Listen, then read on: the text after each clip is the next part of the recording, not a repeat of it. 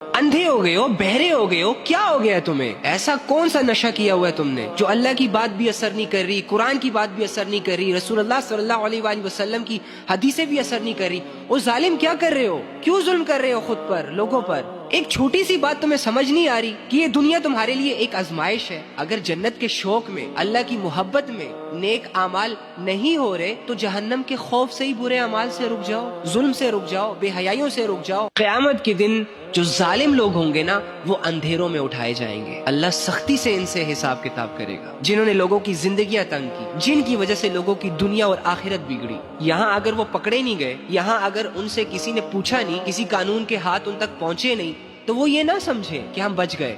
مر کے تو دیکھو ذرا ایک دفعہ، واللہ اتنی سخت پکڑ تمہارا انتظار کر رہی ہے نا، تمہاری چیخیں 7ویں آسمان تک جائیں گی۔ فرعون بھی کہتا تھا کہ میں خدا ہوں، میری مرضی کے فیصلے چلیں گے، میں جس پہ چاہے ظلم کر دوں، مجھ سے کوئی نہیں ہے پوچھنے والا۔ جیسے ہی اللہ کے عذاب نے اس کو گھیرا، ساری اکڑ ٹھکانے آ گئی، جھک گیا اللہ کے سامنے، چیخ چیخ کے کہہ رہا تھا میں سدھر گیا، میں لے آیا ایمان آپ پر، موقع دے دے، کوئی موقع نہیں ملا۔ ایسے ہی آج اگر اس دنیا میں کوئی بھی ظالم ہے، کوئی بھی کسی دوسرے پہ ظلم کر رہا ہے اور اس کی وجہ سے کسی کی زندگی برباد ہو رہی ہے، کسی کی عزت برباد ہو رہی ہے، کسی کا ایمان خطرے میں، واللہ ایسے ظالموں کی پکڑ بہت سخت